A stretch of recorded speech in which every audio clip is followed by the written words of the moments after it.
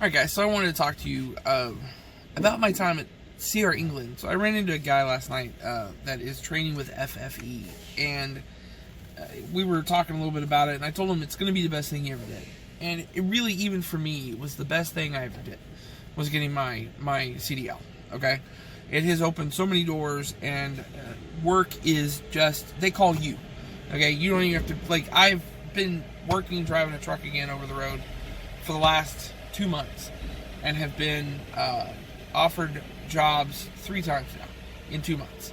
And when I was not truck driving, I was offered a job about every 2 months or so. Anyway, so let's get to it. First, we're going to talk about training at CR England. All right, training at CR England. What was it like? Well, it was very structured. Okay. So I started out in May of 2013, and things may have changed a little bit because this job is the industry is very fluid, and so they change requirements, they change things, they try to update information and give you the best information they can to like help you out on the road. All right. So, what was my training like? Well, it was 3 weeks of basically classroom time. It was in the area. England had a classroom in Cedar Hill, or had a training facility in Cedar Hill. So I was able to, I lived in Oak Cliff at the time, and so was able to go from Oak Cliff to Cedar Hill every day and train. Then, let's see, so the first week was just classroom time. And one of the things I remember in that classroom was we talked about the sleeper berth provision, and I'll try to do a video on sleeper berth provision later. We talked about sleeper berth provision. We talked about doing your logs. We talked about, doing your pre-trips and all that other stuff. And a lot of that information that I got in that classroom, I still use today to maintain a nice, safe truck. And it's one of the reasons why I go through Scale House and they go, okay, see you later. And the second week was out on the backing range, just backing trucks up. And that was pretty much it. And then about halfway into that week, we started going out with a trainer in a truck, like on the road training. And at the end of that 3 weeks, after we had learned how to shift, after we had learned how to parallel park a truck, after we had learned how to back a truck up, turn a truck, all these other things, we went off and we got our license. After that, once we had our license, we were offered a job with England, and then we went over the road. I went over the road for a month with a trainer. Everybody did this. Went over the road for a month with a trainer. I stayed on the road for a month with him. I had packets, homework that I had to do. He made sure that I did my homework and answered all the questions. We talked about, he continued showing me how to back up, continued showing me how to shift. Excuse me, continued showing me how to turn, all that good stuff, okay?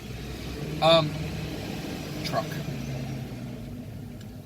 Anyway, after that, I went to Fontana, California to do my upgrade, what they called an upgrade. And so an upgrade was they went through and they checked to see how you were driving. One of the things that I made sure that I still knew how to do was how to double clutch. So if you don't know how to double clutch, that's it's like when you shift. So if I'm in say second gear, I'm gonna push the clutch in, go to neutral, and then push the clutch in again. And then let off the clutch in neutral, and then push the clutch in again and go into third. And so that's called double clutching. And I remember my trainer when we were driving around in Dallas going shift, shift, shift, shift, shift, shift, and that's how we learned. Anyway, so, and it was a little more complicated than that, but I remember that specifically. So anyway, so after that first month, we upgraded in Fontana, California. They did a driving test. Make sure that you still knew how to do all the things that you were taught a month before, and then they put you with a second trainer. And that second trainer, and you rode together for a month to kind of polish you up a little bit more. And then after that month, you went and upgraded to what England considered to be a full truck driver. And that was just basically that you got full truck driver pay. So on that note, let's talk about pay. All right, pay at CR England. Pay at any of the big companies. It's going to be low, okay? You are brand new, and they know it, and they're going to take advantage of that fact. So you're going to end up getting very little pay. I got 26 cents a mile, Okay, that means for every 1,000 miles that I drove, I made $260. The truck only went 62 miles an hour, which means I can only do 620 miles a day. So if I pushed all the way, if that was 10 hours a day and did 10 hours a day, generally I wasn't doing that. So if you was it 26 cents a mile times, it was $260 for 1,000 miles. So for one day, you can make generally around $100, $110, $120 is what you're going to make a day. So there's some jobs that pay that now. There's some jobs that don't pay that now. In some ways, it's better. It's going to vary during every week. Okay, even right now, it varies for me.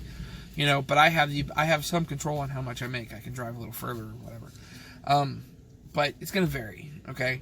If you drive 500 miles a day, you only get 300 miles a day. Or, like today, for instance, I drove 40 miles over here, 45 miles over here, and then I'm sitting for 3 hours. I may do 200 miles a day. And 200 miles times 26 cents a mile is not a lot of money. And there are days that are like that. But you make your money on the days that you can, that all you're doing is driving. But 26 cents a mile, it's low. I make almost twice that now, which is, amazing. And the other thing is winter, things slow down. You're going to make less during the winter. You ask any truck driver, 26 cents a mile is low. I think it's gone up since then, but just know when you go to one of these big companies and start out, your pay is going to be low. And that's okay, because it will get better after that. I'm going to talk about that in a minute. Okay, so after my training, what happened then? Well, then I was a solo driver. They tried to get me to team. I didn't want to team with somebody I didn't know. The possibility of getting somebody that would just irritate the shit out of me because I'm living in a truck with them all the time was off the scale. So I went solo. And what did I do at that point? Well, I just drove. I mean, what are you going to do when you solo drive for England? And I saw America. So don't let anybody tell you that you don't get to see America doing this job, okay? Because you do. I have seen the Rockies. I've seen the Alleghenies. I have seen the Smoky Mountains. I have seen the fields and valleys in between. I've seen the Sierra Nevadas. I've seen the Painted Desert. I've seen all of that stuff. I've seen the grand monuments on I-40 and the forest and all this other stuff. Have I gone to the major places like Yosemite and Yellowstone and Grand Canyon? No, of course not. You can't take a truck in hardly any of those places.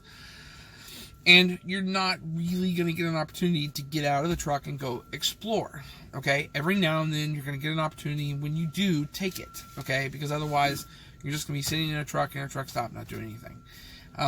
So if you get a chance to hop out of the truck and go ride a train somewhere, if you got the money to do it, go do it. If you got 34 hours in Chicago, see if you can find a place in downtown Chicago and just chill out, and go and look around, So, but otherwise, generally what you're going to see is you're going to see all of the farms and ranches in between the big cities. And you're going to see a lot of warehouses, okay? But you do get to see the landscape. And that was the main thing for me. Like, I like the areas outside of the city. And you do get to see some amazing things. There are going to be times where you're going to be like, what the fuck how did I not do this first as a job? So just remember that. And that's what I did with solo driving. So let's talk about what I did after England. So England kind of afforded me some real opportunities after that. One of the reasons that I went with England when I decided to take on being a truck driver was because they had the best deal. So, and I want to talk about that real quick, but they had the best deal. And the best deal that they had was $3,000 for training. I didn't owe them anything from the time that my training finished until 9 months was up. If I left anywhere inside that 9 months, I signed a contract. If I left anywhere inside that 9 months, then I was going to owe them $3,000 for my training. If I stayed for 9 months, they wouldn't ask me to pay it back at all. So nothing came out of my paychecks. Whatever I earned was mine. And after 9 months, they would write off the $3,000, and that's exactly what they did. Stevens had a deal sort of the same, but it wasn't. It was $6,000 for Stevens, $5,000 or $6,000 for Stevens, and they wanted $50 every paycheck that went back to pay it off, and then you had to work for them a year, and after a year they would write off the rest of the debt or something like that. So England had a really good deal going, and I took them up on that, and that's how I ended up getting my CDL. I did leave just short. It was just a little after 9 months. So it was like 9.5 months or so. And I went back to driving the trolley in Dallas. And although I enjoyed driving the trolley in Dallas, it was probably not my best move. But I did learn a lot. I went through some experiences and learned a lot about myself after that. So, what have I done since England? Let's talk about that. Okay, so after England, once I had that license in my hand, opportunities basically came knocking. I went to the trolley for about 4 months. Was not looking to go back into truck driving, and somebody that I knew said, "Hey, I know a company that's looking for a truck driver, and they're going to pay like $14.50 an hour." I was making $11.75 an hour, so $14.50 an hour was a big deal, and I needed the money at the time, so I took the job. And it was overnight. It was running trucks and trailers from about 2 to midnight or so, and I'd go home at midnight. It was a really good job, and I'm kind of unhappy that I let that go. But it didn't make me happy. You know, it was good money, but it didn't make me happy. And so then I learned that the truck I was driving was owned by one company, but then was leased on with another company to just move trailers, LTL trailers, around Grapevine. So I did that like for 3 weeks, really. And then I learned that the other company that we were contracted with had their own drivers, and they worked during the day, and they paid $17 an hour. So I went and worked for them for $17 an hour, which nobody had a problem with. It was a little rough trying to get the switching over or whatever, but once it settled, everything was fine. The LTL company that I worked for paid $17 an hour, and I got benefits through them, but I only stayed there about 2 months, and the reason why is because the guy that was in charge of it was a jackass. I'm not going to say who it was, I'm not going to say the company, because I do have the ability to say that he was a fucking jackass. So after about 2 months, I went back to the first company that was contracted to do the LTL work, and they had a load every night that was going to, it was a pharmaceutical load that went from the Dallas area to Houston every night and back, and that was $1,000 a week, so $200 a day. It was straight pay. It was not mileage. It was just $200 a day. Take this load down and go back, and that was good. I liked it for about 2 months, but it was overnight, and I was just dead tired all the time. Part of that was because I had some other issues going on at the time, but I was dead tired all the time. I did that for a long time, and then what did I do after that? Well, then after that, I worked for a grass company. And I did that for about 2.5 years, and the pay was pretty good there. It was about $50,000 a year. I think I had to take a little bit of a pay cut, and so instead of making it was about the same. It was about $1,000 a week, and all I did was haul grass, big pallets of grass, and had a forklift, and ran all over the Dallas-Fort Worth area, and that was enough variety that it kept me going for a little while. And then I drove a Peterbilt 379. For a little bit, flatbed, and go down to Houston area, pick up loads of grass, come back, and go up to Oklahoma and get loads of stone and come back, and everything. So that was really good, and the pay stayed about the same. It was about $1,000 a week. So, and then I got asked to go back to work at the trolley barn. I'd been chief dispatcher years ago, and they needed some help. They were kind of low on people. I went back to do that, so I go back to do that, and I did that for about a year. And I think just the monotony of it kind of got to me. There's some other reasons that I kind of decided to walk away. I did not go looking for this job. Again, it came knocking, looking for me. So Pepper, hush, go sit down. Thank you. Anyway, this job came looking for me, and it was actually through another friend, and he said, "Hey, I've got a guy looking for a truck driver. I think you ought to talk to him." And so I talked to him. The money was really, really good. Would afford me some opportunities that I had not had before. And I decided to go ahead and take it. So, and that's how I ended up where I'm at. So a couple of like closing remarks on the whole England thing. So what I want you guys to know is that one, any big company that you go to work for, whether it's Swift or Schneider or Werner or England or Stevens or any of the big companies that are going to offer you training, rule number one, okay? Rule number one is you have to understand that it is up to you to make the money. If you're going to come out here thinking that you're going to work 9 to 5, you're wrong, okay?